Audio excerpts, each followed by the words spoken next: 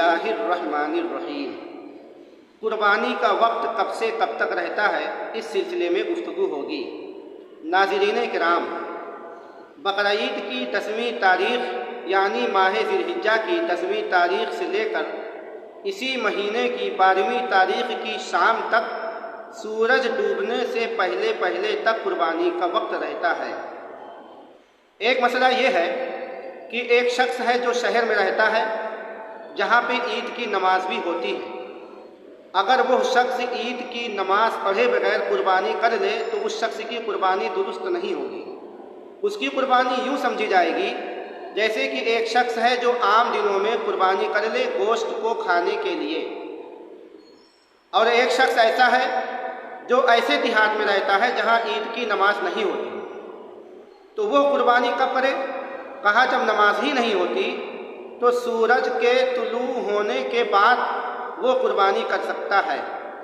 لیکن پہلا شخص جس کے بارے میں ہم نے بتایا کہ ایک شخص ہے جو شہر میں رہتا ہے جہاں عید کی نماز بھی ہوتی ہے، ایسا شخص اگر اپنا جانور خرید کر کسی ایسے گاؤں میں بھیج دے یا پیسہ بھیج دے جس گاؤں میں عید کی نماز نہیں ہوتی، تو وہاں پر سورج طلوع ہونے کے بعد قربانی کرنا درست ہے۔ ایک شخص ہے جو مسافر ہے، مستقل مسافر ہے، لیکن ان 3 دنوں میں سے کسی ایک دن بھی اگر وہ اقامت کی نیت کر لے یا اپنے گھر واپس آ جائے ایام قربانی میں، تو اس شخص پر قربانی کرنا واجب ہے۔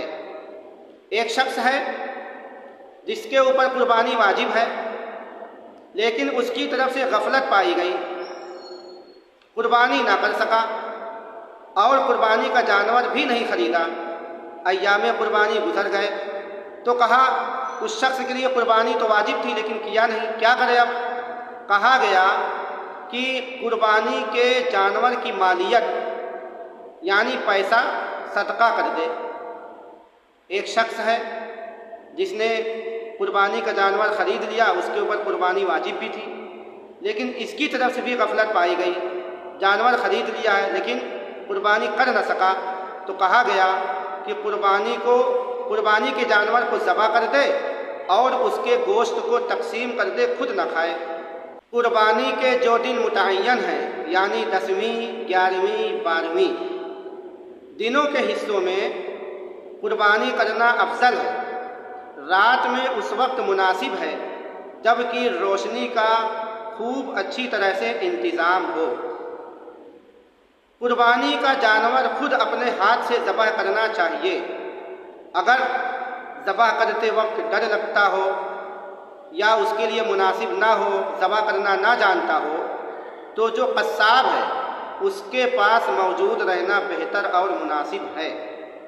قربانی کا جانور ذبح کرتے وقت زبان سے دعا کا پڑھنا ضروری نہیں، بس دل میں نیت کر لینا کافی ہے۔